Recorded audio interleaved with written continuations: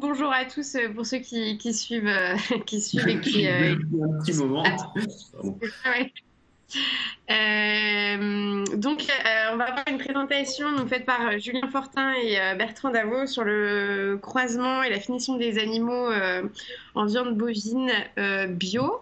Je vais les laisser se présenter et démarrer la présentation. Ça doit donc a priori durer à peu près 1 heure et on passera ensuite à un temps pour répondre aux questions si vous avez des questions. On commencera par les questions que vous avez déjà posées au moment de votre inscription et ensuite on finira par les questions qui pourront venir éventuellement au fur et à mesure que je poserai à la toute fin.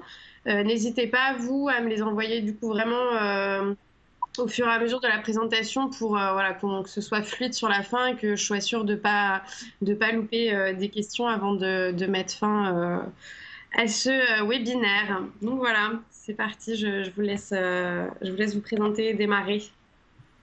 Merci Mélanie. Donc bonjour à tous. Donc Julien Fortin, je suis le responsable de la ferme expérimentale de Torigny d'Anjou. Et donc Bertrand, je te laisse te présenter.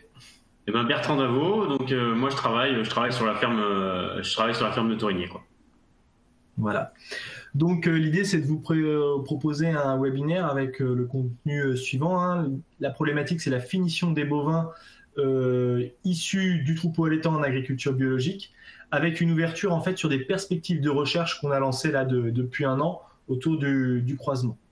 Alors tout ce qu'on va vous présenter, ça va être issu des travaux de recherche menés sur la ferme expérimentale de Torigny d'Anjou. Donc on va vous faire un bref rappel de ce qu'est cette ferme pour ceux qui ne la connaissent pas. Donc la ferme expérimentale de Torigny d'Anjou, c'est un outil conduit en agriculture biologique. C'est avant tout un outil de recherche dans lequel on réalise des essais analytiques tant sur les ressources que sur les animaux. Donc on travaille en micro-parcelles ou sur des lots de bovins.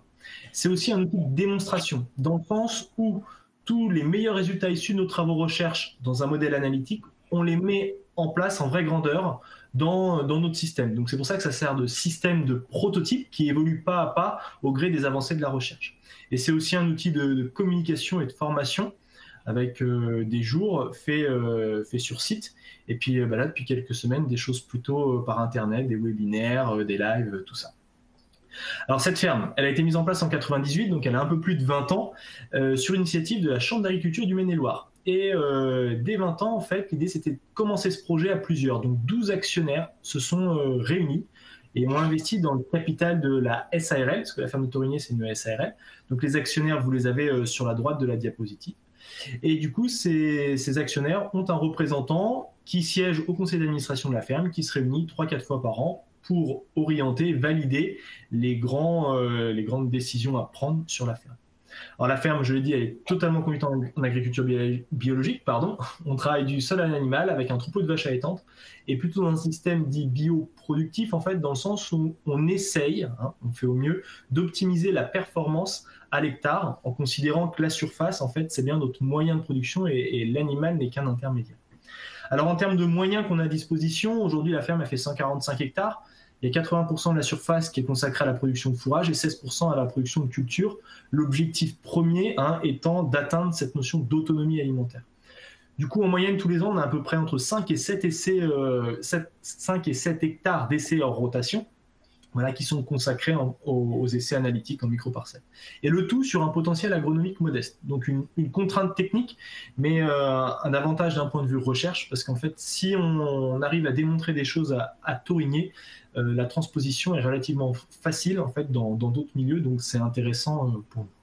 Le modèle animal, donc c'est un troupeau de vaches allaitantes, 70 vaches timougines et la suite, donc 120 UGB, un chargement de 1,1 UGB par hectare de SFP, donc adapté au potentiel agronomique de la ferme. Et bien sûr, une recherche d'autonomie totale, alimentaire, totale, sur le troupeau. Alors pour gérer ça, on est une petite équipe. Donc il y a Bertrand et moi, 2 ingénieurs.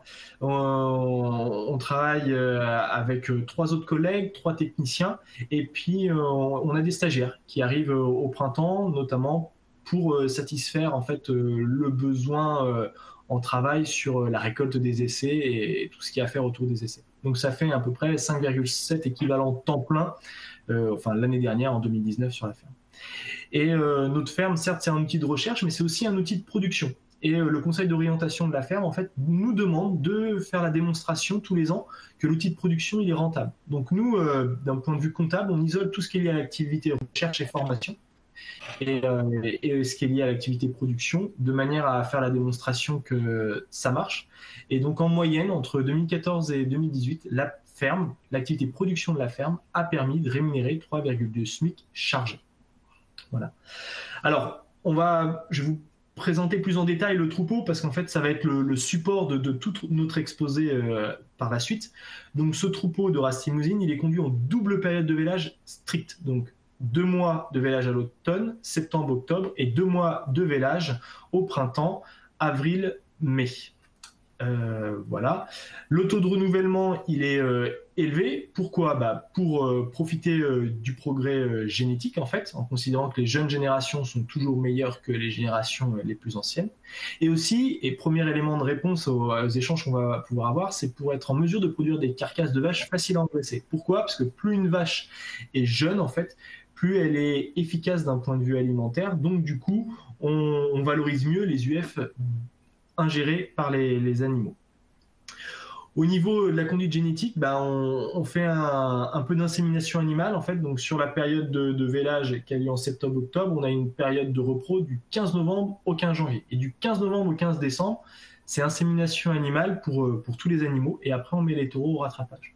Pour la période de vélage de printemps, du coup, on est uniquement en monte naturelle. Deux périodes en fait, qui nous permettent de faire véler les génisses à 30 mois pour un premier vélage. Donc ça permet de réduire la vie improductive des animaux. Donc ça, c'est un élément. Et puis enfin, on est dans un système naisseur-engraisseur. Et du coup, tous les animaux, la quasi-totalité des animaux sont engraissés sur la ferme, donc l'élevage de réforme. Et puis les mâles, donc une partie en bœuf et le sol dans broutard. Alors pourquoi on ne peut pas valoriser tous les mâles dans notre système? Parce qu'en fait, on n'a pas suffisamment de ressources en fait, pour nourrir les animaux. Et on préfère avoir plus de femelles et moins de mâles pour satisfaire nos besoins de recherche. Parce que le troupeau nous permet de conduire des essais. On verra que si on transpose un système de production, la conclusion est légèrement différente. Voilà, donc à présent, je vais laisser Bertrand vous exposer quelques éléments de contexte. Exactement, donc on va rentrer dans la partie contexte avec à la fois un petit état des lieux plutôt des choses macroéconomiques et puis plutôt microéconomiques autour de la filière viande bovine bio. Donc, première petite diapo, juste voilà, de voir un peu l'évolution qu'on a pu avoir au niveau du cheptel bovin bio au niveau national. Donc les deux courbes, hein, la première ça représente l'effectif en fait, tout nombre de têtes, enfin toute catégorie confondue, hein, l'évolution un peu de l'effectif en élevage laitier et en élevage allaitant. Donc on est en moyenne aux alentours un peu plus de 10% de rythme d'augmentation du cheptel qui est conduit en bio sur les 10 dernières années. On a un cheptel qui a quasiment doublé en 8 ans. En 8 ans, on a le cheptel qui a doublé en 8 ans.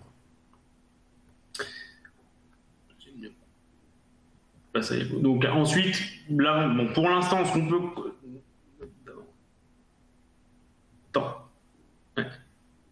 Ouais, merci. Ouais, merci. Donc, ce qu'on peut... la suivante, la diapo numéro... Attends, je vais me remettre les diapos, je vais te dire ça tout de suite. La 7. Ouais, c'est celle-là. Donc oui, ce qu'on pouvait regarder aussi après derrière, c'est est-ce qu'en termes de volume de commercialisation, donc vous voyez 11% d'augmentation du cheptel, et en volume de commercialisation, donc là on est autour, on n'est pas tout à fait sur le même pas de temps parce qu'on est que sur les 5 dernières années, où par exemple en élevage allaitant, on a une augmentation du volume commercialisé en bio qui est à peu près de 15%, qui pour l'instant suit, on va dire en tendance, quand on regarde ça en moyenne sur l'année, suit à peu près le volume qui est converti, donc qui potentiellement peut être mis sur le marché. Donc, ce qui veut dire que pour l'instant, les problématiques qu'on peut avoir des fois sur des sorties des animaux, elles seraient plutôt liées à des problèmes conjoncturels d'un afflux d'animaux à une période donnée, qui peut être lié par exemple à des rythmes de conversion, notamment des rythmes de conversion des élevages laitiers bio qui amènent des flux plus ou moins importants d'animaux à mettre sur le marché. Mais quand on regarde en moyenne sur le volume, l'augmentation du cheptel qui est conduit en bio correspond à peu près à nos augmentations de volume qui est mise sur le marché. Donc on arrive à absorber le cheptel en fait qui est conduit en bio. Pourquoi? Parce que là on va le voir sur la diapo suivante. Quand on regarde, on a quand même une demande qui est assez dynamique. Et pour un marché de la viande, c'est quand même assez impressionnant de voir cette forme de courbe aujourd'hui. Ça, c'est l'évolution des achats en bio des ménages par type de viande. Donc dedans, il y a viande bovine, porc, la charcuterie et tout ce qui va être agneau et volaille. Et ce qu'on remarque, on a aussi un niveau d'accroissement. Alors là, c'est en chiffre d'affaires. On a un accroissement qui est de l'ordre aussi de 16% à peu près des achats en bio des ménages. Donc on a plutôt, on va dire, un marché qui est tiré. Enfin, on a une demande. Donc on a un cheptel qui évolue, on a à la fois des volumes de commercialisation qui augmentent et qui semblent trouver une demande de toute façon qui se traduit par une augmentation des achats en bio par les ménages, quoi. Donc après on peut s'interroger sur les circuits de distribution. Donc là c'est en tonnes d'équivalent carcasse sur les 5 dernières années, les volumes de distribution. Donc ce qu'on peut voir, c'est qu'effectivement on a quand même une part assez majoritaire, 2/3 des volumes qui sont commercialisés dans la catégorie gros bovins allaitants. Donc là c'est un focus sur la catégorie gros bovins allaitants. On verra après quels sont les animaux qui sont derrière. Mais on a à peu près 2/3 maintenant des volumes en équivalent carcasse qui sont commercialisés soit en GMS, soit en magasins spécialisés type Biocop, etc. Donc ce qui veut dire que, et ça on va y venir un petit peu après, c'est vrai que c'est des circuits de distribution qui vont être plutôt sur du VCI, donc l'unité de vente consommateur industriel, donc c'est-à-dire qu'ils vont plutôt vendre des barquettes, il n'y a pas forcément à chaque fois de boucherie dans le magasin, donc c'est des gens qui sont très attentifs aux questions qui vont être liées notamment à la problématique taille du muscle et taille de la barquette. Et donc forcément, voilà, on a 2/3 du volume qui passe sur ce créneau-là, donc ça peut avoir des impacts. Si on regarde aussi dans cette catégorie gros bovins allaitants, en fait, ce qu'on a derrière pour l'instant, ce qui sort en bio sur la catégorie gros bovins allaitants, c'est beaucoup de femelles. Les 3/4, c'est des femelles avec une grosse proportion de vaches de réforme et puis un petit peu de génisse de viande. Et puis on a un petit quart qui est composé de bœufs, donc 16% qui sont en bœufs et puis 7% qui sont JB, qui correspondent un peu au baron qu'on verra tout à l'heure. Si on regarde, on peut faire une petite approche parce qu'on avait les volumes en équivalent carcasse et on a les effectifs. Alors là, c'est toute la catégorie confondue. Donc ça mélange à la fois les vaches, les génisses, les bœufs et les JB. Et on a regardé un peu comment évoluer le poids moyen de carcasse de cette catégorie sur les 5 dernières années. Et effectivement, ce qu'on peut constater, alors c'est une moyenne, donc ça cache énormément de disparités, parce qu'il y a beaucoup de disparités, même de catégories animales dans cette catégorisation-là. Mais on voit un petit infléchissement en termes de poids moyen, notamment sur les années 2017 et 2018. Ça pourrait faire écho un peu à ce que disait la filière sur les impacts des conjonctures météo. On a eu des années quand même assez difficiles en 2017 et en 2018, qui ont peut-être conduit d'ailleurs des éleveurs par manque de fourrage à envoyer plus d'animaux, et qui peut correspondre un peu à cet infléchissement qu'on a sur le poids moyen de carcasse qui sortait de l'ensemble de cette catégorie gros bovins allaitants. Et donc derrière cette moyenne, il y a une grande disparité, il y a quelque chose qui est assez important. Si on passe maintenant d'un point de vue microéconomique, donc on va passer directement à la diapo suivante, s'il te plaît, Julien. Voilà. Là, on va faire un focus sur ce qu'on connaît, sur la partie micro, sur plus ce qu'on connaît sur les exploitations allaitantes bio des Pays de la Loire. L'accroissement du rythme de conversion qui correspond à peu près à ce qu'on a sur la moyenne nationale. Ce qu'on peut dire sur les systèmes qu'on voit en bio aujourd'hui dans la région, on est sur des systèmes qui sont très spécialisés, c'est-à-dire que c'est des systèmes qui restent spécialisés élevage et qui restent spécialisés élevage allaitant, dans le sens où on a souvent une majorité de systèmes qui ont des SFP qui sont composés d'ailleurs majoritairement d'herbes, c'est 100% d'herbes, on en a beaucoup. Et quand on regarde la part de l'herbe dans la SAU, c'est 85% d'herbe dans la SAU. Donc c'est des systèmes spécialisés élevage. On a très peu de systèmes polyculture élevage, qui aurait à la fois un atelier allaitant et puis derrière qui aurait un atelier par exemple grande culture bio. Donc on est plutôt sur des systèmes spécialisés. Et après, on observe, on a un peu, en termes de nouvelles conversions, on a un peu deux types de structures qui apparaissent. On garde des structures de taille moyenne entre 35 et 60 vaches allaitantes sur à peu près 80 hectares. Donc là, on est plutôt sur l'exploitation unipersonnelle en termes de taille. Et après, on a l'émergence quand même de grands troupeaux, de troupeaux plus importants, où là, on est plutôt sur un type GAEC avec deux associés. où là on est plutôt autour de 100 vaches et des dimensions qui sont assez grandes, autour de 175 hectares. Mais là toujours on reste sur des choses assez spécialisées avec des systèmes 100% SFP.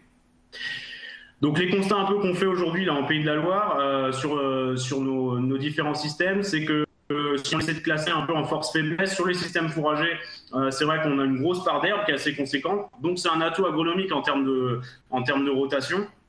Ça peut être aussi effectivement, si c'est pâturé, normalement en termes de limitation des charges sur le coût de production en viande bovine bio, ça peut être aussi un atout.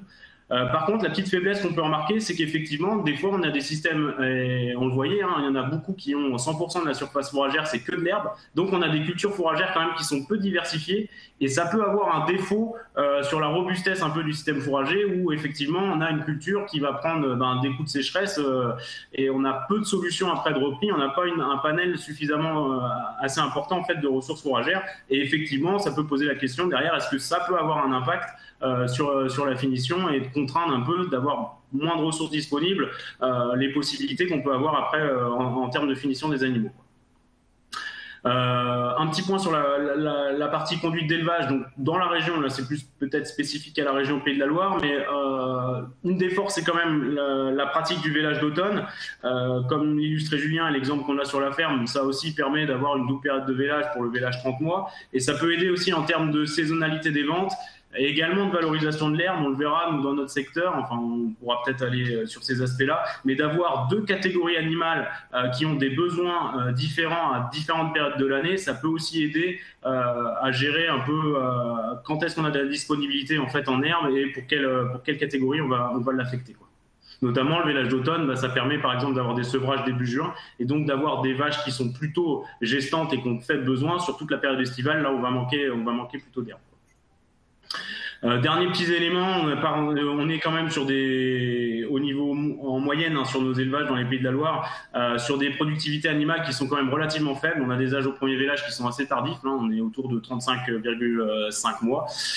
Les IVV sont assez longs aussi, donc ça pénalise un peu la productivité des troupeaux.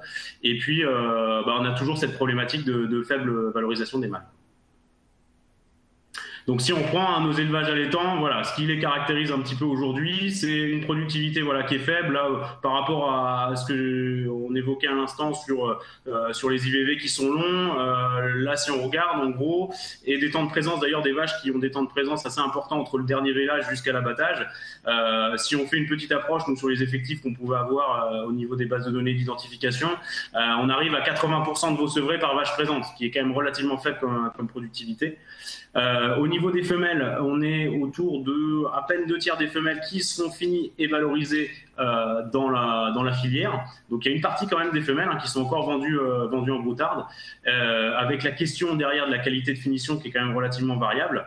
Et puis voilà, là où le point le plus important, le point nord le plus important, c'est la valorisation des mâles. Là aujourd'hui, on n'a que 25% des mâles qui sont finis, qui sont valorisés dans la filière. Et le reste est vendu en broutard et rejoint le circuit conventionnel. Donc c'est une perte assez conséquente de valeur ajoutée pour la filière. Et donc voilà pourquoi cette problématique de comment accroître la valorisation des bovins allaitants en système bio. Et donc on va rentrer tout de suite sur cette problématique. Alors l'idée c'est de vous proposer la suite de l'exposé en 3 temps. Un premier temps sur la valorisation des mâles, un deuxième temps sur la valorisation des femelles, et enfin un troisième temps sur des perspectives d'évolution de solutions à apporter pour produire de la viande différemment. Alors sur la valorisation des mâles, que dire ? Il y a 3 grandes façons de valoriser les mâles aujourd'hui en agriculture biologique. La première, c'est la première dans le sens où on veut vous l'expliquer, ça va être les barons. Alors qu'est-ce que c'est que les barons ? Les barons, ce sont des jeunes mâles non castrés de race à viande, et l'objectif étant de produire des carcasses relativement légères, autour de 280-330 kg, ce qui correspond en fait à des animaux abattus entre 12 et 16 mois. Donc cette idée en fait, elle a été mise en place il y a plusieurs années, elle a été testée en sites expérimentaux. Alors elle répondait à quelle demande ? En fait, c'est qu'à un moment, on avait la filière avait un déficit de vaches laitières pour produire des steaks hachés. Et on s'est dit, on peut peut-être trouver à produire des animaux issus du troupeau allaitant, des carcasses un peu maigres qui pourraient servir à faire du steak haché. Donc d'un point de vue technique, ça marche en fait. Donc vous avez un graphique en dessous avec en abscisse l'âge des animaux et en ordonnée l'évolution du poids. Qu'est-ce qu'on peut attendre d'animaux qu'on veut commercialiser en baron? Des croissances relativement soutenues sous la mer, autour de 1150 grammes, qui sont tout à fait compatibles avec une gestion économe. Hein. Il suffit de bien nourrir la mer et puis d'avoir une bonne conduite au pâturage derrière. Donc là, vous avez l'exemple de vos méthodes. Et ensuite, du coup, plutôt un mode de régime type finition. Donc on va se retrouver avec des fourrages plutôt riches, à bonne valeur nutritive, associés à des quantités relativement importantes de céréales pour atteindre des performances, en moyenne 1280 grammes par jour. C'est ce qui avait été fait sur les 20 barons qui avaient été testés sur la ferme. Donc d'un point de vue technique, on sait faire. D'un point de vue économique, c'est plus compliqué. Pourquoi? Parce que c'est une viande qui coûte très cher à produire et qui est payée selon en équivalent vache laitière. Donc l'éleveur, économiquement, il ne s'y retrouve pas derrière. Deuxième produit viande issu des mâles, c'est le veau sous la mer. Donc là, on est toujours en race à viande sur des bovins de 6 à 7 mois. Et là, l'objectif, c'est d'atteindre les 150-160 kg de carcasse, avec une attention particulière qui sera donnée à l'état d'engraissement et à la couleur de la viande, parce que dans l'acte d'achat du consommateur, c'est deux choses très importantes. Donc en engraissement, il faut atteindre la note de 3. Et en couleur, aujourd'hui, la filière est plutôt à la recherche d'un 2+, 3-, sachant qu'elle se satisfait de plus en plus d'un 3. Voilà. Alors en termes d'itinéraire technique, c'est relativement simple. Donc là, pareil, sur la droite, hein, vous avez toujours en abscisse l'âge et en ordonnée l'évolution du poids. Donc c'est quand même des animaux avec des bons potentiels de croissance qu'il faut, parce qu'on attend des croissances supérieures à 1200 grammes par jour, et aussi des animaux relativement conformés, quoi. Donc on va chercher vraiment des profils mixtes viande, et on a des races qui sont très bien adaptées pour ça. C'est la blonde d'Aquitaine, la limousine par exemple. On sait que ça sera plus compliqué avec des charolaises, avec des rouges des prés. D'un point de vue technique, c'est une production qui est pertinente, il n'y a pas de souci, c'est possible de la mettre en place assez facilement dans les élevages. Et d'un point de vue économique, dans l'état actuel, c'est une production qui est pertinente. Troisième solution qui s'offre aux éleveurs, c'est la valorisation des mâles en bœufs. Alors, qu'attend la filière de ce produit? Ils veulent donc des mâles castrés, hein, peu importe l'âge de la castration, il n'y a pas d'impact derrière. Ils veulent des animaux jeunes et finis, et dans l'idéal, qui n'excèdent pas 450 kg de carcasse. Voilà. Donc ça c'est ce que demande la filière, et on se rend compte aujourd'hui que ce n'est pas toujours évident. Alors, pourquoi? L'idée, c'est qu'on est sur un animal, en fait, le bœuf, qui va être adulte à 5-6 ans, et si on veut l'abattre jeune, pour pas que ça coûte trop cher, et du coup, on est obligé de lui faire exprimer son potentiel de croissance, et donc du coup, on a un coût alimentaire, notamment sur la phase de finition, qui est élevé, et puis vu qu'on lui fait exprimer tout son potentiel de croissance, on peut facilement se retrouver avec des carcasses de plus de 450 kg. Donc ça, Bertrand, il vous le réexpliquera en détail après. Là, ce qu'on va reprendre, c'est le schéma qu'on vous présente. Donc ça, c'est l'itinéraire technique des bœufs nés au printemps. Alors, qu'est-ce qu'on peut attendre de ces animaux? Donc ça, c'est issu des travaux faits sur la ferme. Donc, période de naissance mars-avril. Après, un plein pâturage, avec les mères, donc jusqu'au sevrage. Donc là, on attend des croissances de 1200 grammes par jour. Après arrive un premier hiver. Et là, l'idée sur la production de bœufs, c'est plutôt d'avoir des rations économes en hiver et de profiter du phénomène de croissance compensatrice derrière par le pâturage pour avoir un coût de production moindre. Donc du coup, on ne va pas essayer de maximiser les croissances en bâtiment, donc se situer en moyenne autour de 450-500 grammes par jour. Donc là, nous, le premier hiver, donc ça c'est issu de nos travaux, hein, en moyenne ça fait 611 grammes par jour. On pense qu'on peut diminuer ce rythme de croissance. Ce qui est important, c'est que si on est faible sur la période hivernale, on sera plus élevé derrière au pâturage, et ça nous coûtera moins cher. Et c'est là où c'est intéressant et on fait des économies, et la production de bœufs le permet. Deuxième hiver, pareil, pour que le dernier printemps des animaux, on ait vraiment une explosion des croissances. Et après arrive la phase de finition, on va vous détailler dans quelques temps. Alors, rapidement, hein, sur la phase d'engraissement, ce qu'on vous a représenté là, c'est un graphique avec le GMQ en ordonnée et des classes de phase d'engraissement. Donc sur les 45 premiers jours d'engraissement, entre 45 et 75e jour d'engraissement, etc. Et vous avez en vert les bœufs nés au printemps, et en automne, et en orange les bœufs nés à l'automne. Donc en moyenne, sur la phase d'engraissement, on observe des meilleures performances sur les animaux nés au printemps. Alors pourquoi? Parce qu'en fait, ils profitent d'un dernier printemps au pâturage, et dès que l'herbe tend à diminuer, donc nous, ça arrive au mois de juin, et ben pop, on les passe directement en ration d'engraissement avec un fourrage de qualité et une complémentation adaptée. Donc en termes de complémentation, là, on va être sur des régimes qui vont être qui vont être identiques à ceux utilisés sur les vaches de réforme. Donc en croissance moyenne, hein, on a des choses autour de 1200-1300 grammes par jour. C'est toujours supérieur aux vaches en fait. Pourquoi? Parce qu'on a un potentiel de croissance et un effet mâle qui s'exprime beaucoup plus. Et donc du coup, on a une meilleure efficacité technico-économique sur les bœufs que sur les vaches. Bertrand, je te laisse faire la suite. Ouais, donc, pardon, oui, et donc là, c'est par rapport au cours que présentait Julien à l'instant. Donc là, c'est une approche un peu des performances en finition des deux catégories, hein, des bœufs nés au printemps et puis des bœufs nés à l'automne. Donc on débute à peu près l'engraissement au même âge, hein, autour de 27 mois. Et effectivement, comme les performances sont meilleures en engraissement pour nos bœufs nés au printemps, ils vont tourner à peu près à 1350 grammes contre à peine 1100 grammes pour les bœufs nés d'automne.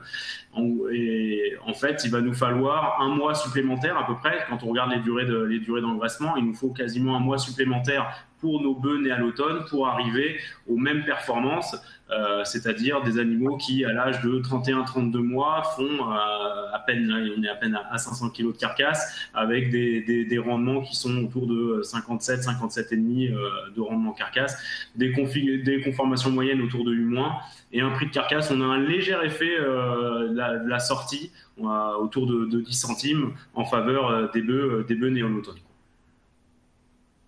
Donc après, ce qui nous intéressait de regarder, c'était l'intérêt technico-économique de la production de ces bœufs, en retenant l'itinéraire technique qui vous a été présenté précédemment. Donc la première question qu'on s'était posée un peu, c'est de savoir est-ce que ces bœufs, par rapport à ce qu'on pouvait faire, par exemple en grande culture, en termes de marge, est-ce que ça pouvait être intéressant en regardant juste des marges brutes en fait par hectare.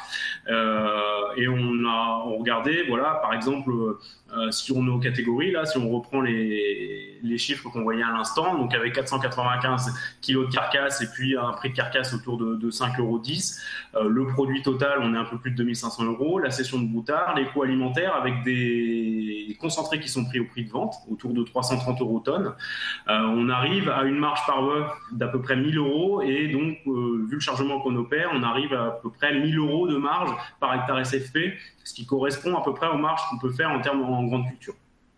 Donc on est à quelque chose qui est qui est assez concurrentiel en fait, sachant que voilà, sur nos marges grande culture, on va faire une trentaine de quintaux par hectare à 300 €, donc un peu plus de 300 €. Donc on a ces 1000 € en fait, enfin un peu plus, mais avec les produits paille. Mais après, moins les coûts de semences et tout, on est autour de 1000 € par hectare aussi sur nos marges culture. Et la deuxième question qu'on s'était posée, donc là c'est plutôt le tableau, le deuxième qui est sur la droite, celui-là c'était de comparer aujourd'hui, alors la question c'était est-ce que ça vaut le coup ou pas dans un système allaitant de naisseur, de passer sur un système naisseur-engraisseur de bœufs. Alors on l'a fait un peu dans l'autre sens, c'est-à-dire qu'on a pris nos résultats à nous dans notre système bœuf, et on a regardé si on était en système broutard ce que ça pouvait donner. Donc on est resté à SAU constante, 137 hectares de chaque côté. Si on arrêtait les bœufs, donc qui correspondaient à une sortie de 16 bœufs par an, on aurait pu mettre à peu près 12 vélages supplémentaires, donc monter à 82 vélages sur un système naisseur pour rester à UGB constant. Le nombre de femelles engraissées baisse un petit peu dans le cadre du système bœuf parce qu'il y a un petit peu moins de femelles dans ce système-là. Dans un cas, dans le système bœuf, on a 16 sorties de bœufs, et puis derrière, on en a 0 dans le système broutard.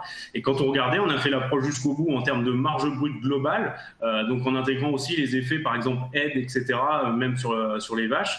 On arrive quand même à une marge brute globale supplémentaire en fait dans le système bœuf de l'ordre de 6 250 € par rapport à un système broutard.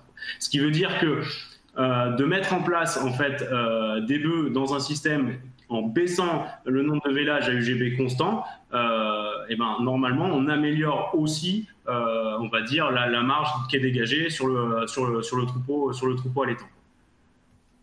En sachant que dans notre cas de figure, là, il s'agit bien de bœufs jeunes et finis. Donc, quand on met un bœuf en place, ça ne supprime que 0,75 élevage. On pourra peut-être y revenir en détail.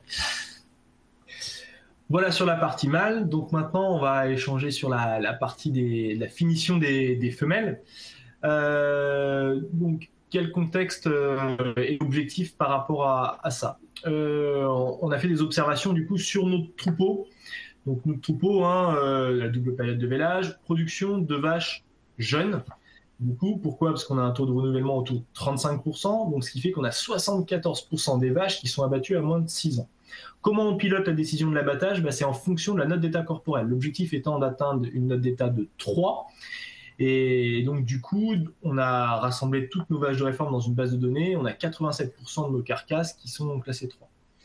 Donc là, ce qu'on vous propose, en fait, ça va être un état des lieux des performances en engraissement issues, en fait, de tous les travaux menés sur la ferme. Alors, l'objectif de cette étude, c'était quoi? Analyser l'évolution des performances, quantifier les facteurs de variation de ces performances, étudier la cinétique de reprise de poids des bovins sur la phase d'engraissement et d'évaluer l'efficacité des différents régimes, parce qu'on a eu l'occasion d'en tester plusieurs. Alors, pour ce faire, on a une belle base de données, 356 vaches abattues entre 2000 et 2015. On a regardé tout ce qui était performance zootechnique, donc en amont de l'abattage. On a regardé les résultats de l'abattage. On a intégré aussi l'évaluation génétique. Donc chaque animal a une valeur génétique parce que le troupeau est adhérent à bovin croissance. On a regardé les effets régime. On a regardé les poids à durée de finition type. Voilà. Donc ça, on en reparlera après. Et on a aussi estimé des gains de carcasse en faisant quelques modélisations. On pourra y revenir aussi après. Et le support de tout ça, donc c'est 14 comparaisons de régimes alimentaires qu'on a effectuées en dispositif couple. L'idée étant de tester différents régimes alimentaires pour répondre toujours à la problématique de l'autonomie. Donc avec utilisation de matières premières exclusivement produites sur la ferme. Donc on a fait des quantifications du distribué, du refusé, donc une estimation de l'ingéré. Et en parallèle aussi, on a fait quelques mesures sur les pH ruminaux pour voir jusqu'à quel niveau en fait il était tolérable en fait d'emmener nos bovins, ou si en tout cas plutôt dans les conditions d'engraissement qu'on imposait, est-ce qu'on mettait nos bovins en difficulté sur cette problématique-là. Bertrand? Un premier petit état des lieux sur l'évolution des performances. Donc ça reprend la base des 356 femelles qui ont été abattues depuis le début de la création de la ferme. Donc la première ligne, c'est la ligne moyenne. On peut voir, voilà, sur une vingtaine d'années, on est à 420 kg de carcasse.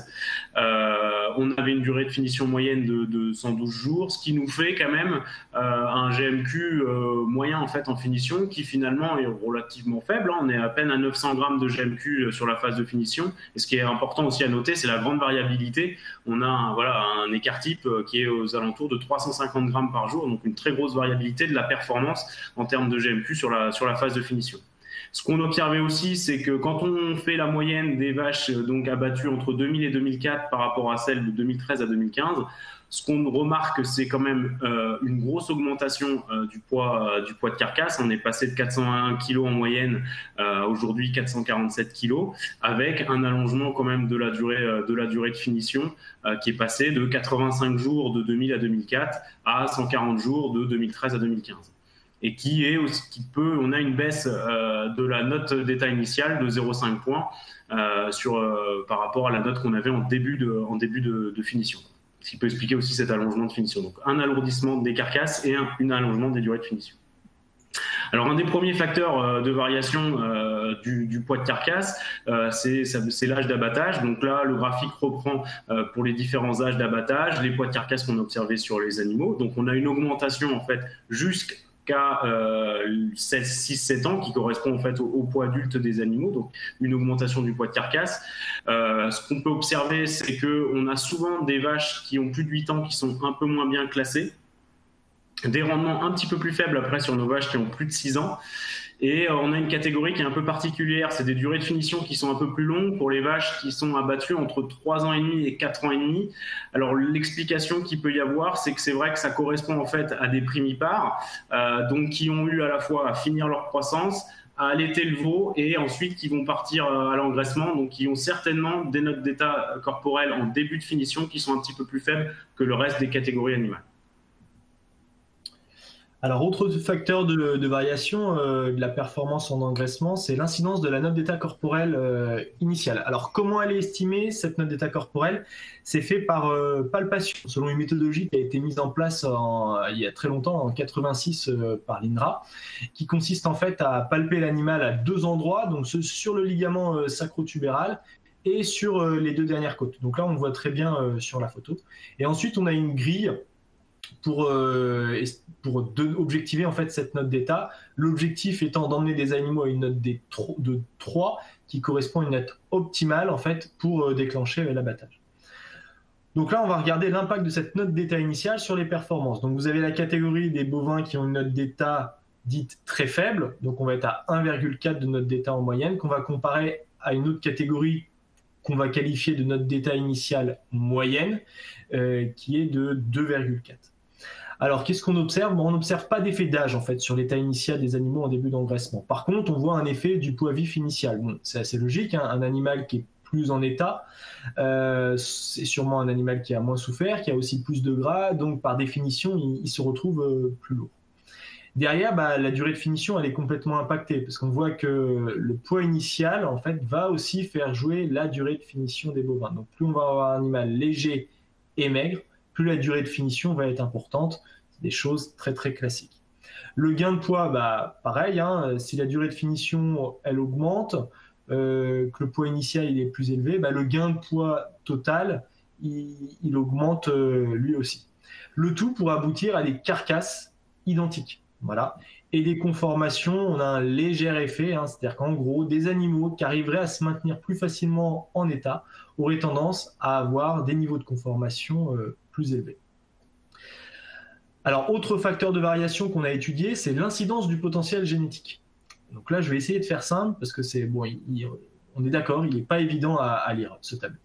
Donc, on a gardé que 3 index génétiques, le CR-SEV, le DS-SEV et le DM-SEV. Donc le CR-SEV, c'est en gros le potentiel de croissance des animaux, donc c'est la capacité des vaches à produire des veaux lourds au sevrage. On a 2 classes, les vaches qui ont des CR-SEV faibles et les vaches qui ont des CR-SEV élevés. Alors, est-ce que ça joue sur le poids initial? Eh bien oui, des animaux qui ont des potentiels de croissance élevés se retrouvent avec des poids en début d'engraissement élevés. Un léger impact sur la note d'état, donc c'est un impact, c'est significatif d'un point de vue statistique, en termes d'observation, c'est très léger. Il y a un effet de durée de finition. Les animaux sont plus lourds initialement, mais ils sont plus longs à engraisser. Pas d'impact sur le GMQ, donc ça c'est important. Et par contre, il y a un effet très net sur la carcasse. Donc en gros, si on a une génétique avec des CR-SEV élevés, des potentiels de croissance élevés, on va produire potentiellement des carcasses plus lourdes. Pas d'effet sur le rendement et sur le classement. Maintenant, quand on regarde le développement squelettique, donc capacité des animaux à produire des animaux de grande taille, alors dans grande taille dans leur longueur et dans leur hauteur, pas d'effet du poids initial. Par contre, et ça c'est intéressant, un effet sur la note d'état initiale en début d'engraissement. Des animaux en gros avec un fort développement squelettique auraient tendance à arriver en début d'engraissement avec moins d'état. Du coup derrière, logiquement on retrouve un impact sur les durées de finition, qui sont quasiment plus longues de 30 jours. Quoi. Au niveau des croissances, pas d'impact.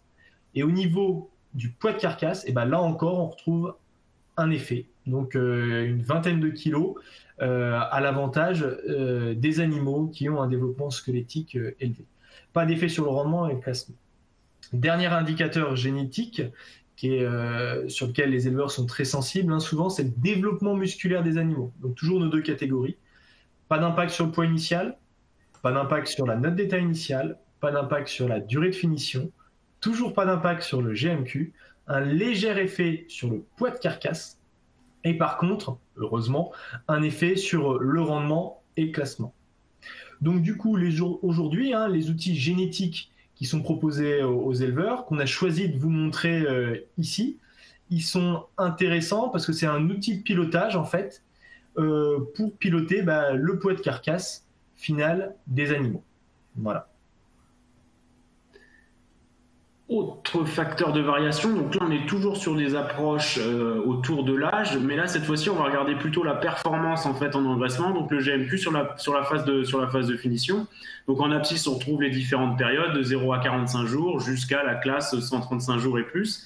Et puis on a un peu trois catégories, trois courbes, donc la courbe noire qui correspond à la moyenne, la courbe verte c'est les animaux de moins de 6 ans, et puis la courbe rouge c'est les animaux de plus de 6 ans.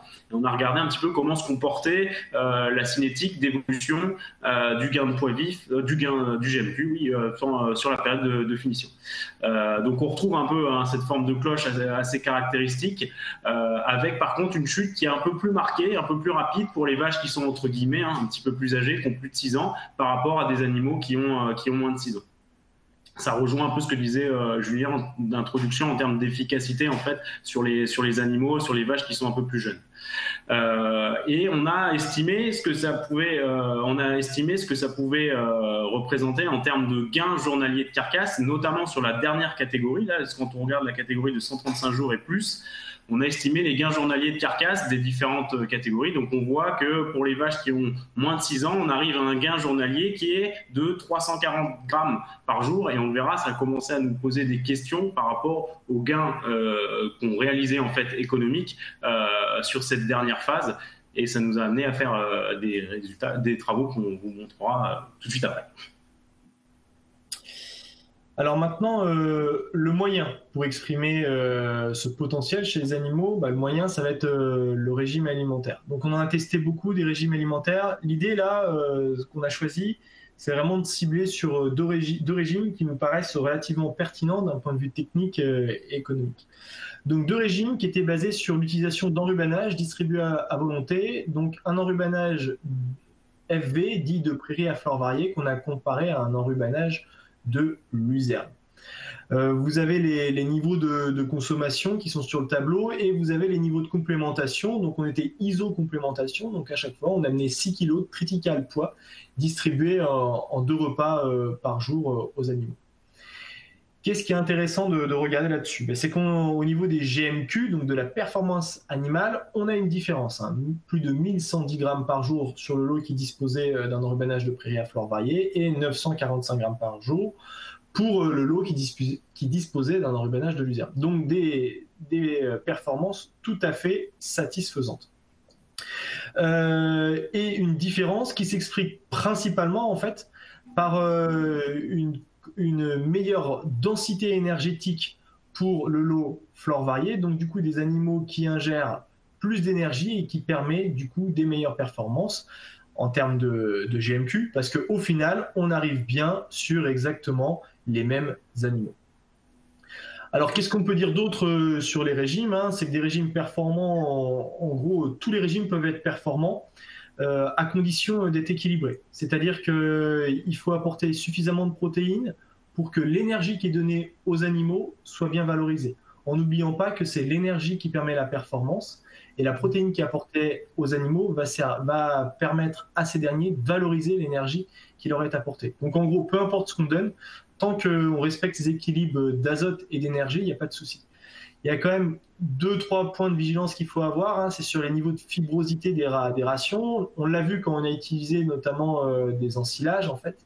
Il nous faut des taux de matière sèche relativement importants. Pourquoi? Parce que si on a des taux de matière sèche trop faibles, on limite l'ingestibilité. Si on limite l'ingestibilité, on limite la quantité d'UF ingérée par les animaux. Et donc derrière, la performance zootechnique s'en fait ressentir.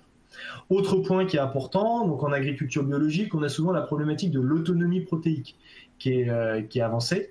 Et quand on travaille avec des fourrages à base de prairies, assez riche en légumineuses quand même, ou de luzerne, on peut tout à fait supprimer le recours à ce concentré azoté, donc qui est souvent sous forme de févrole. Donc du coup, on peut avoir des rations toutes simples, fourrage à volonté, plus la complémentation énergétique adaptée. Enfin, en agriculture biologique, on a souvent la question de la possibilité d'engraisser les animaux à l'herbe. Et là, la réponse, elle est variable. Elle est variable en fonction du contexte. Donc là, ce qu'on vous propose, c'est plutôt de se situer dans le contexte des Pays de la Loire, c'est celui qu'on connaît. L'idée, c'est de se dire quels sont les animaux qu'on peut engraisser. Alors, on engraisse un animal quand, après vélage, ça s'est mal passé et qu'on décide de ne pas le remettre à la reproduction. Donc nous, nos vélages d'automne, si ça se passe mal derrière, donc c'est septembre-octobre, novembre, décembre, janvier, on n'a pas d'herbe, donc non, la question de l'engraissement à l'herbe ne se pose pas. Autre période où on peut engraisser une vache, en fait, c'est après le sevrage de son veau, si elle est vide suite à la période de reproduction. Et là, nous, sur les vélages d'automne, on sèvre au mois de juin. On sèvre, en fait, quand la disponibilité en herbe, elle diminue fortement. Donc, du coup, non, l'engraissement au pâturage sur cette catégorie animale, elle n'est pas possible. Sur les vélages de printemps, c'est différent. Donc pareil, on peut vouloir prendre la décision d'engraisser une vache après vélage. Donc, par exemple, si on a une vache qui fait un veau mort. Donc là, oui, sur des vélages de mars-avril, oui, derrière, on a une fenêtre météo qui permet d'engraisser la vache à l'herbe. Par contre, notre vélage de printemps, si on décide de la réformer après le sevrage de son veau, donc qui arrive toujours en octobre, novembre, là, derrière, on n'a pas la fenêtre pour engraisser à l'herbe. Donc du coup, oui, l'engraissement à l'herbe, c'est attrayant, c'est beau sur le papier, mais on se rend compte que ça concerne une très faible partie du troupeau, en tout cas dans le contexte des Pays de la Loire. Néanmoins, la phase de pré-engraissement au pâturage, elle est fortement conseillée. L'idée, c'est vraiment de ramener les animaux au moins une note d'état de 2 pour derrière que ces derniers soient relativement efficaces sur la finition dite à l'auge. Alors maintenant, je vais laisser Bertrand vous exposer la suite plutôt sous un angle économique.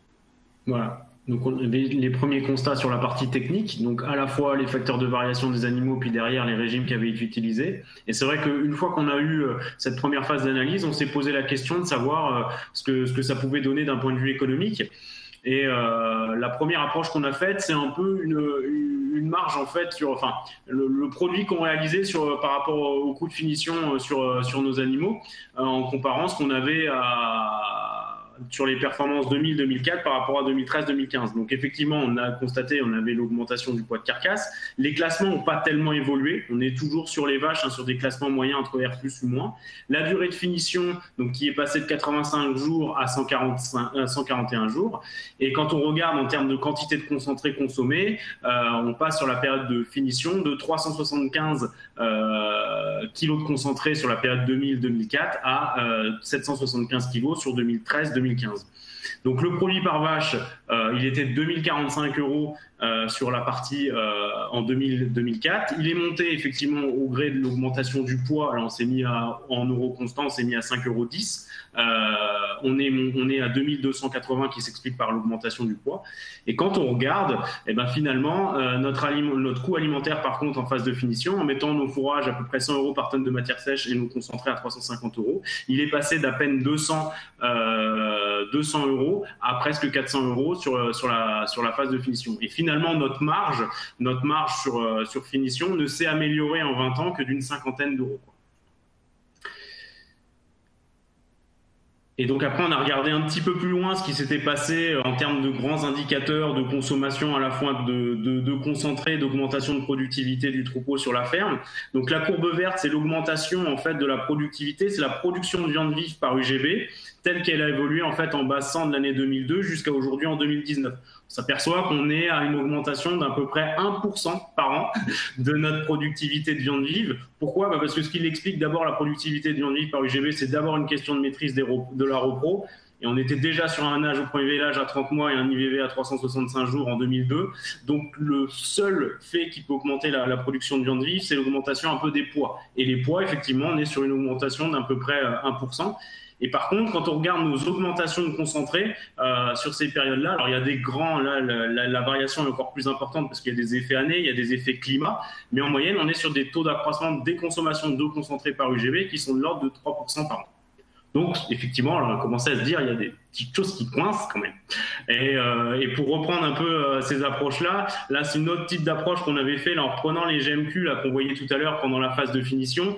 C'est de regarder sur nos animaux qui sont longs en fait sur la phase de finition, quels gains de carcasse ont réalisé sur cette dernière phase là, après ces 135 jours, quels gains de carcasse ont réalisé, est-ce qu'on réalisait un gain économique sur le prix moyen de carcasse et comment évoluer la marge, quoi.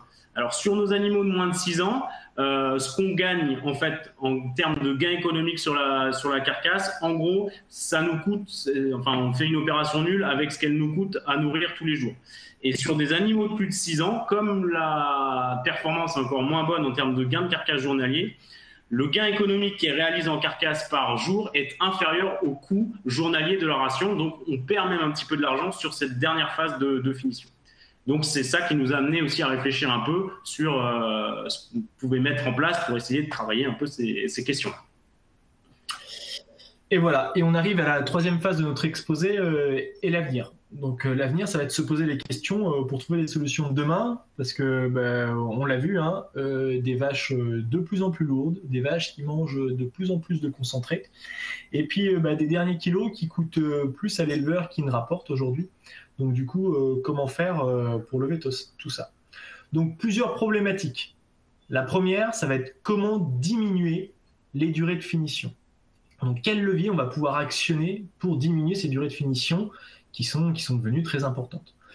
Donc la première, et on est en train de la traiter en ce moment sur la ferme, c'est de travailler sur les niveaux de finition. Est-ce que si on finit moins une vache, ça a un impact négatif sur la qualité de la carcasse et la qualité de la viande derrière?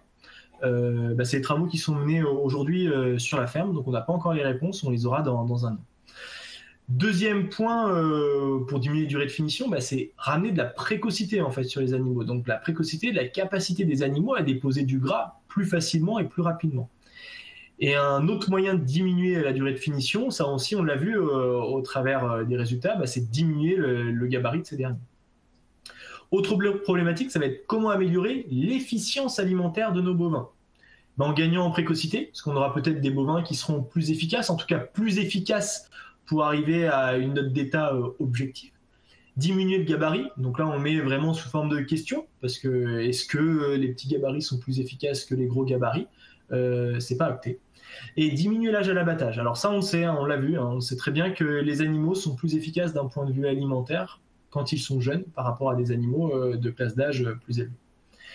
Et enfin, dernière problématique, et non des moindres dans le climat actuel, enfin celui des derniers mois, c'est produire une viande correspondant aux attentes sociétales, donc les attentes sociétales qui évoluent, qui sont de plus en plus claires.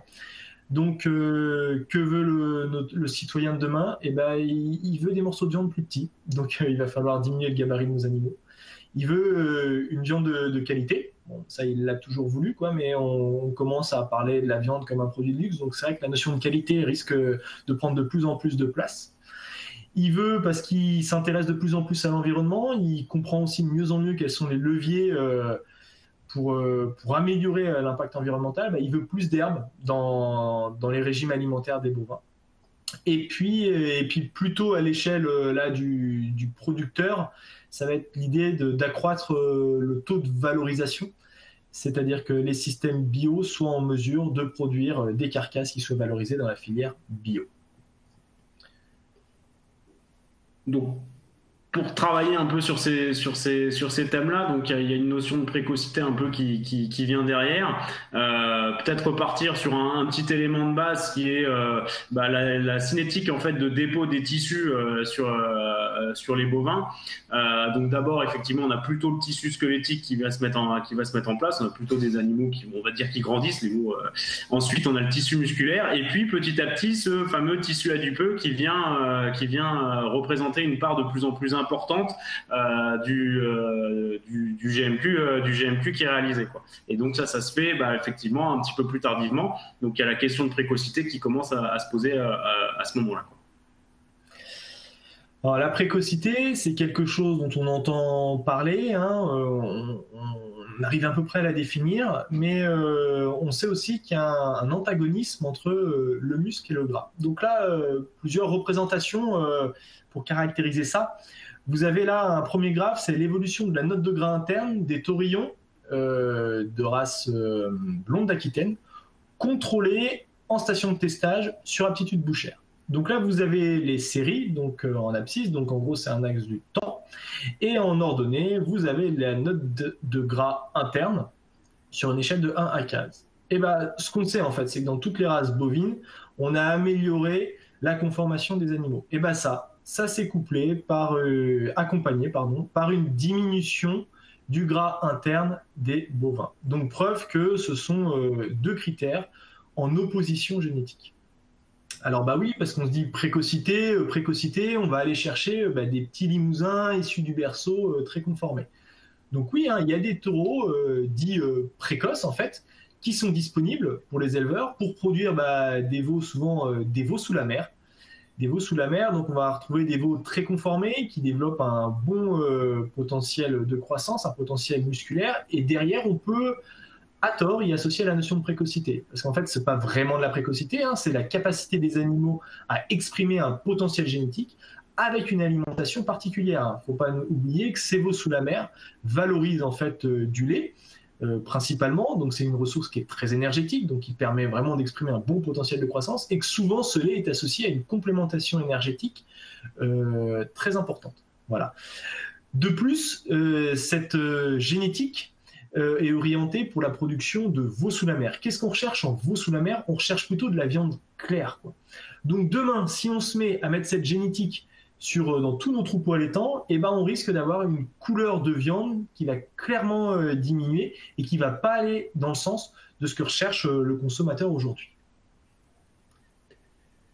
Et donc, si on essaie de définir un peu ce qu'on entend par précocité, on a repris ce qui Jussieu et Papé mettaient derrière cette question de la précocité. C'est l'aptitude vraiment que possède l'animal ou un type génétique à réaliser rapidement l'état adulte et plus particulièrement à atteindre vite la composition corporelle de l'état adulte. Et comme on le voyait, comme c'est plutôt à l'état adulte, le dépôt de gras, il va plutôt se faire effectivement à l'état adulte et sur des poids qui sont où il a atteint un poids un peu plus élevé. C'est vraiment cette capacité à aller déposer plus rapidement du gras à la fois dans la carcasse et aussi dans la viande. On définit vraiment comme ça cette notion de précocité. Alors du coup, quand on fait ce constat, cet état des lieux, et qu'on lève toutes les problématiques qu'on vous a exposées, on se dit que la race parfaite, elle n'existe pas. C'est-à-dire tous ces points forts, tout ce qu'on attend pour la viande de demain, on ne peut pas les avoir au sein d'une même race. D'où l'idée là sur la ferme de Torigné de tester un croisement. Alors un croisement terminal, c'est l'introduction en fait d'un taureau angus dans le troupeau pour produire des animaux F1 qui pourraient correspondre à nos objectifs fixés. Donc qu'est-ce que peut apporter le taureau angus? Il va permettre de diminuer le gabarit des animaux, c'est clair, parce que là on est sur des gabarits qui sont entre 2 et 300 kilos de moins que les taureaux en race limousine. On sait aussi que c'est une race qui est très précoce, c'est sûrement même la race aujourd'hui la plus précoce qu'on peut trouver dans les fermes d'élevage, donc dans la précocité comme Bertrand vous l'a défini précédemment, donc des animaux qui arrivent à se maintenir en état. Et puis c'est aussi a priori une race qui en termes de qualité de la viande ne viendra pas pénaliser ou en tout cas détériorer ce qu'on peut faire avec nos bovins limousins. Donc l'idée là sur la ferme en fait c'est d'utiliser ce taureau uniquement sur les génisses, et ces génisses toutes les faire véler à 2 ans, et on se permet d'avancer cet âge au premier vélage. Pourquoi? Parce que le taureau de race Angus, la race Angus étant de plus faible gabarit, normalement on aura des veaux à la naissance plus légers, et donc du coup des facilités de vélage compatibles avec un premier vélage à 2 ans. Donc on profite de l'occasion pour diminuer la phase d'improductivité des animaux. Donc après, ça va avoir un impact, ça, sur l'organisation du troupeau. Donc Bertrand, je te laisse un peu exposer la stratégie. Là, c'est vraiment très simplifié, mais le schéma de fonctionnement un peu simplifié, ça illustre ce que Julien venait de présenter. On a un troupeau donc, de de vaches qui restent 100% limousines, qui sont remises à la reproduction avec des taureaux limousins. Et donc, dans ces vélages-là, on a une partie qui sont des femelles et une partie des mâles. Donc, les mâles sont conduits en bœuf limousin. Et sur ces femelles, c'est elles, voilà, elles ont une mise à la reproduction à 14-15 mois avec un taureau angus pour faire des produits croisés, donc des croisés limousin angus, soit des génisses, soit des bœufs. Et l'ensemble de ces croisés F1 sera engraissé. Voilà. Après, les âges d'abattage, je crois que Julien, tu reviens en détail dessus. Mais, et ensuite, donc voilà, ces primipares, après, réintégreront après le troupeau et reconstitueront après le troupeau de vaches. Et en primipares, elles seront de nouveau à la repro avec un taureau limousin. Voilà. Donc, du coup, le système de la ferme de demain, il va évoluer. Pourquoi? Parce qu'on va diminuer l'âge au premier vélage. Donc, du coup, on va diminuer la quantité d'UGB présent sur la ferme, donc ce qui va nous permettre d'augmenter le nombre de vélages. Donc, on va rester en double période de vélage, toujours des vélages d'automne et des vélages de printemps. Donc, à l'automne, entre 55 et 60 mises à la reproduction, toutes les génisses en vélage à 2 ans avec le taureau angus, et toutes les primies et les multis en race pure avec le taureau de race limousine.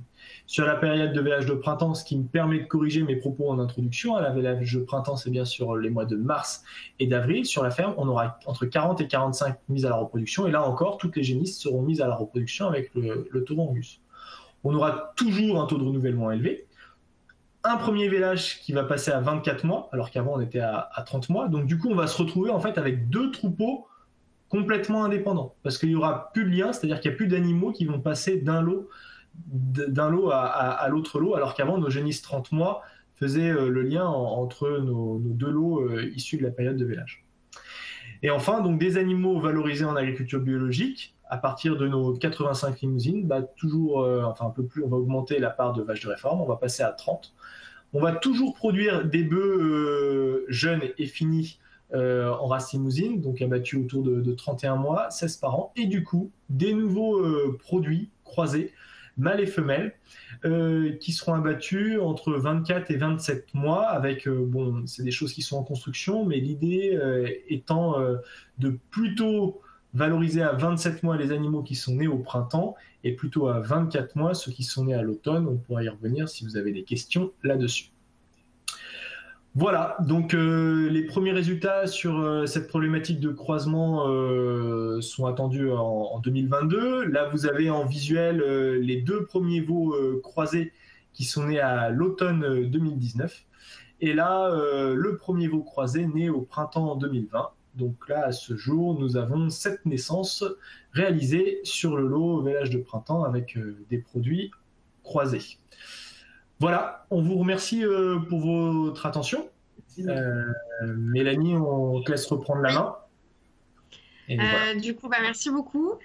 On va passer à la partie questions. Quelles conséquences a la suppression de la possibilité d'engraisser en intérieur pendant la période de pâturage et comment s'adapter?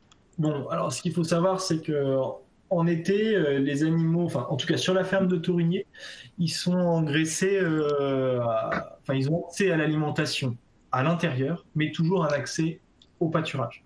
Et je pense en fait ce qui risque d'évoluer, vous me dites si je réponds bien à la question, n'hésitez pas à me reprendre, mais il faudra toujours veiller à d'avoir une parcelle dite parcours attenante au bâtiment d'engraissement. Et à partir de là, il me semble qu'on répondra à cette évolution du cahier des charges. Ensuite, la finition des animaux conditionne le classement et donc le prix payé à l'éleveur. Certains éleveurs maîtrisent la finition et ont donc un retour économique direct. D'autres n'en font pas une priorité et se retrouvent pénalisés. Comment les accompagner et aller vers une démarche de progrès?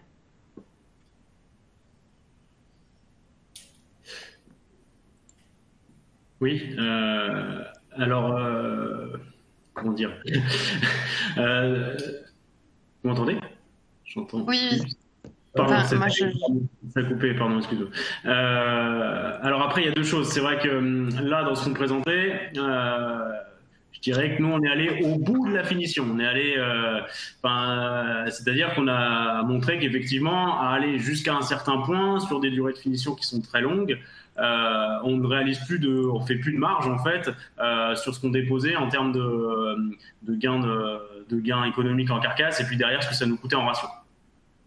Après, on avait fait d'autres approches qui montraient quand même qu'effectivement, il y avait tout intérêt quand même en bio à aller finir les animaux, quoi. Donc, qu'économiquement, c'était quand même une opération qui était rentable. Effectivement, après, jusqu'à un certain point, quoi. Après, comment on peut après, en mettant, déjà, il n'y a pas de marché, les prix de marché étant quand même relativement faibles même sur des animaux, on va dire des animaux en vif, démontrer assez rapidement qu'il y a une phase de finition qui permet quand même de gagner quand même en prix et puis en termes de valorisation économique parce qu'on fait une sortie viande. Ça peut se faire comme ça, quoi, de faire un petit calcul, de dire voilà, même en partant sur un 400 kg de carcasse, de montrer qu'effectivement la part qu'on a investir sur le coût de la ration est rentabilisée par le gain économique qu'on arrive à réaliser, quoi. Ok, question suivante. Quel impact pour vous du croisement sur la valorisation des mâles maigres?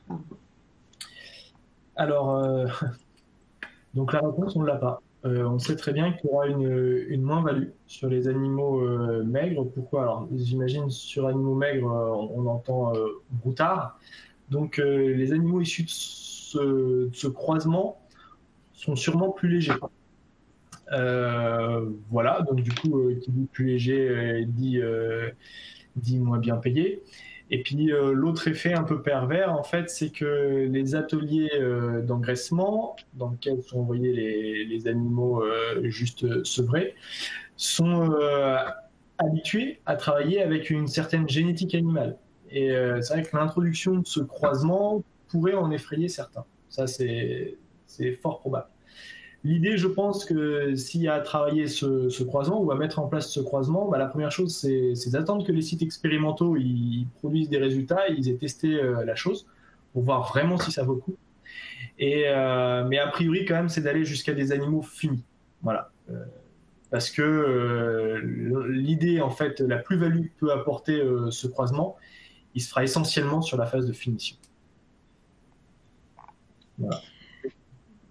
Merci. Question suivante. Est-ce intéressant de revenir à des animaux plus précoces? Et si oui, le croisement le permet-il? A priori, c'est le pari qu'on tente. Voilà, ça fait partie des hypothèses qu'on a posées. On se donne 2 ans pour avoir les premiers résultats. Il faudra sûrement attendre 5 ans pour avoir des résultats consolidés là-dessus. Alors en parallèle, on a d'autres collègues qui bossent sur cette problématique, notamment des gens de l'INRAN qui travaillent sur des croisements un peu différents. Donc c'est Angus sur Salaire. Et je pense quand on sera en mesure de cumuler tous ces résultats, on pourra conclure. En tout cas, d'un point de vue théorique, ça tient la route et on sait très bien que dans d'autres pays, il y en a qui le font et ça marche très bien. Question suivante. Quel type génétique privilégié en production de veaux type Aveyron en Limousin? Pas d'idée.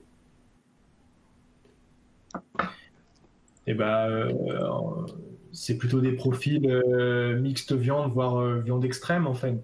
Voilà. Donc utiliser des taureaux à plus de 120 de développement musculaire. En développement squelettique, il n'y a pas besoin d'aller chercher très haut, pas dépasser les 90. Et souvent, c'est aussi des animaux qui ont un fort potentiel de croissance. Alors par contre, ça c'est antagoniste aux qualités maternelles sur le troupeau, donc on ne peut pas orienter une génétique uniquement sur le produit final. Donc c'est là où, en termes de pilotage à l'échelle de l'élevage, ce n'est pas évident. On voudrait réaliser des accouplements pour faire un produit terminal, enfin un produit fini, commercialisé, et on fait aussi des accouplements pour faire son renouvellement. Donc là, il y a des éleveurs qui ont fait le choix drastique d'avoir une génétique, de réaliser des accouplements uniquement adaptés au produit final et d'aller acheter leur renouvellement à côté. Bon, c'est une stratégie qui est cohérente. Ok. Alors, quel gabarit privilégié en élevage bio? Y a-t-il vraiment un intérêt économique de partir dans le lourd et tardif versus les races précoces et légères? Bah, ouais, c'est ce qu'on essaye un petit peu de regarder. C'est vrai que par rapport à une génétique, on va dire, nous en termes d'évolution, c'est ce qu'on regardait par rapport à du lourd tardif qui peut correspondre, par exemple, sur le tableau que présentait Julien, ça peut être un bon élément pour discuter sur des aspects un peu génétiques. Donc, quand on regarde les animaux de le tiers supérieur sur le développement squelettique, par exemple, donc qui sont plutôt des animaux grand gabarit, on s'aperçoit quand même que, bon, effectivement, on a une augmentation de poids de carcasse, mais derrière, on a quand même des durées de finition qui sont beaucoup plus longues, donc des animaux aussi qui sont plus tardifs, quoi. Donc ça peut aussi permettre de susciter la réflexion et de se dire, eh ben, dans nos choix génétiques, bon, le potentiel de croissance, maintenir du potentiel de croissance, ça peut être intéressant, le développement musculaire aussi, mais c'est vrai que sur du DS, d'aller chercher toujours du gabarit, est-ce que c'est vraiment intéressant? La question se peut se poser, et nous, on a poussé jusqu'au bout.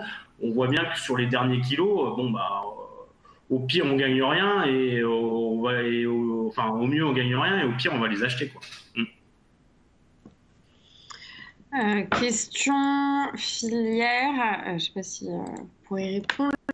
Le plan de la filière viande bio, y a-t-il déjà des mesures en place pour accéder à cet objectif?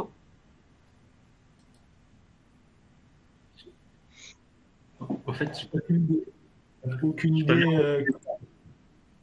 Sur cette partie. Je passe à la question suivante.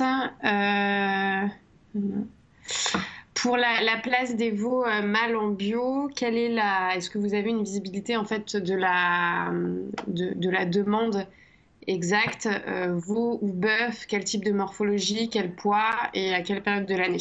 Faire un état des lieux un peu de la demande. Alors nous, on a le point de vue de l'opérateur avec lequel on travaille, donc qui est Unibio. Aujourd'hui, ils sont à la recherche de bœufs de 450 kilos. Voilà. Et donc ils sont prêts au niveau tarifaire, en fait, à accompagner les éleveurs pour les encourager à aller vers ce type de production. Pour les avoir rencontrés récemment, au niveau des veaux, il semblerait qu'ils aient ce qu'il faut. Certes, il y a toujours une évolution positive, quoi, mais ça ne sera pas dans des grands volumes. Donc l'idée, c'est plutôt de s'orienter et de conseiller les gens vers la production de bœufs. En plus, quand on reprend les résultats que Bertrand vous a présentés, on se rend compte que c'est très pertinent d'un point de vue économique à l'échelle de l'élevage. Donc je pense qu'il y a tout intérêt à orienter les éleveurs vers ça, quitte à ce qu'ils diminuent leur nombre de vélages pour augmenter le taux de finition, et ils s'y retrouveront économiquement aussi. Ensuite, les croisements PH-Angus font le buzz actuellement. Ils répondent à la question de la valorisation des mâles. Peuvent-ils, à votre avis, répondre aux besoins de la filière? Quel poids, carcasse espérer pour des veaux de ce type, âge d'abattage, etc.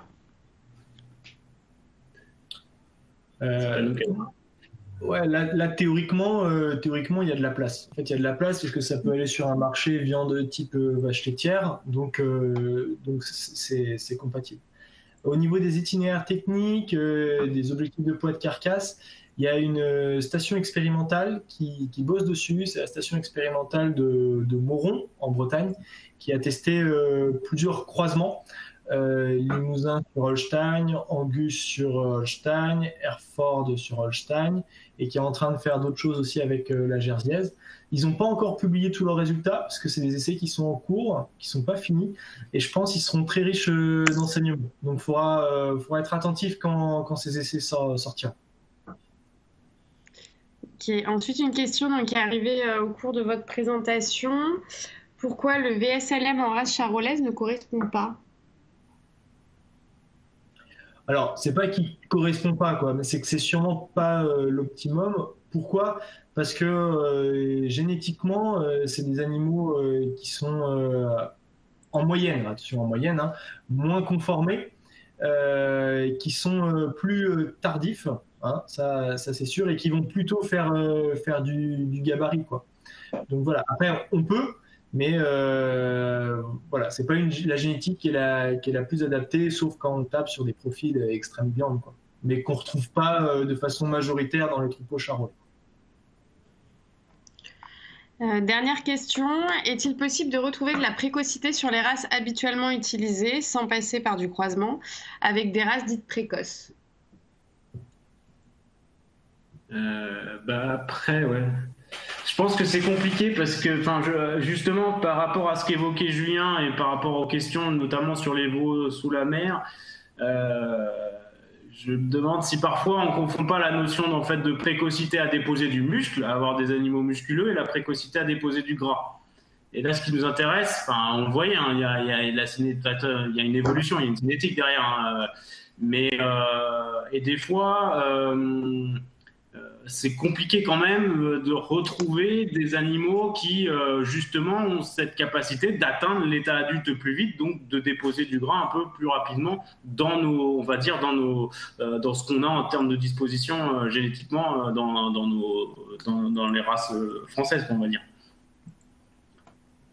Après, on ne peut pas exclure le fait qu'il y ait sûrement quelques individus qui disposent de cette qualité. Le problème, en fait, c'est que la précocité, on n'a aucun moyen de l'évaluer aujourd'hui dans les élevages, donc on n'est pas capable d'identifier ces animaux. Mais peut-être qu'ils existent dans nos races. Nous, on a fait le choix, parce qu'on a fait le choix de l'objectivité, et essayer d'y répondre, de trouver un moyen de répondre rapidement à cette problématique, d'aller directement chercher une race qui était caractérisée, en fait, qui était caractéristique d'un niveau de précocité importante. Enfin, dans la précocité, avec capacité à déposer du gras rapidement. Ouais. Et peut-être l'autre élément, c'est que, comment dire, je viens d'expliquer, le dépôt de gras dans la finition, c'est ce qu'il y a de plus coûteux de déposer du gras. Et en fait, par exemple, toutes les races classiques, Limousin, Charolais, Blond, sont reconnus, par exemple, en engraissement pour leur capacité de croissance. Mais parce qu'en fait, les animaux continuent à déposer beaucoup de muscles. Ils déposent du muscle parce qu'ils ont beaucoup de gabarits, ils ont beaucoup de développement. Donc, ils déposent du muscle. Ils sont très efficaces parce que finalement, ils déposent peu de gras. Donc, en termes de GMQ, et quand on regarde juste de l'efficience alimentaire, c'est des animaux qui paraissent hyper efficaces parce qu'effectivement, toute la ration, elle est prise pour déposer du muscle. Dès qu'on va commencer à les déposer du gras, on va consommer plus d'UF pour faire le dépôt de gras. Et l'animal, l'efficacité alimentaire, on va avoir tout de suite l'impression que si on regarde ça sur une approche GMQ, qu'elle va être moins bonne, quoi. Et comme on a quand même une génétique qui est orientée après sur du marché plutôt taurillon export, enfin du broutard pour du taurillon, ou soit en marché intérieur, ou soit sur le marché, on va dire à l'export, on a plutôt eu tendance à sélectionner sur du développement musculaire et du gabarit. Parce qu'effectivement, par contre, en termes d'efficience alimentaire, là, c'est le top. Et après, derrière, ça pose d'autres soucis pour des aspects vraiment finition et capacité à mettre du gras dans la viande, ces types génétiques-là, quoi. Et ce qui est sûr, en fait, c'est que la race parfaite, elle n'existe pas, quoi. On ne peut pas avoir une race précoce qui vèle facilement, qui a du lait, qui a de la viande, qui a du potentiel de croissance. Voilà, ça, c'est pas possible. Donc, l'idée, c'est ça qu'on veut aussi tester dans l'essai qu'on met en place là, sur la ferme depuis 1 an. C'est plutôt de profiter de cet effet d'hétérosis qui est très bien référencé d'un point de vue bibliographique, qui est couramment utilisé dans d'autres types de production dans les élevages. C'est quelque chose qu'on n'a pas trop travaillé en France. Pourquoi? Parce que on était, comme le disait Bertrand, sur d'autres marchés, mais dans les pays anglo-saxons ou même nord-américains, Australie, il n'y a aucun problème en fait pour croiser des animaux issus du troupeau allaitant pour aller chercher les avantages propres à chaque race. Merci. Dernière question qui vient d'arriver encore. Donc à nouveau sur le croisement Angus-PH, que penser de ce croisement pour réaliser des bœufs au pâturage? C'est une question d'éleveurs laitiers qui souhaitent substituer ces ateliers aux céréales bio dans leur assolement. D'un point de vue théorique, c'est très pertinent. C'est très pertinent parce qu'on va avoir... ça va permettre de ramener un peu de conformation sur des bœufs Primostein, mine de rien, l'Angus. Ça va diminuer le gabarit, surtout. Ça va être intéressant. Donc, on va avoir un profil qui va être très bien adapté au pâturage, plus léger. Et puis on va aussi amplifier normalement l'effet précocité, sachant que l'Holstein, c'est déjà une race relativement précoce aussi dans sa capacité à déposer du gras. Mais d'un point de vue théorique, ça se tient, quoi. C'est même plutôt une idée pertinente. Ok, c'est tout pour les questions. Merci encore à vous deux pour cette présentation.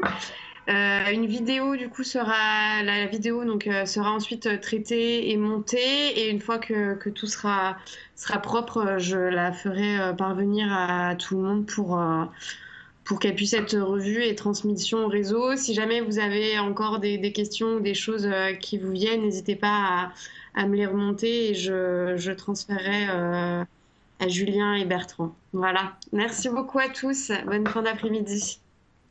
Merci. Au revoir. Merci.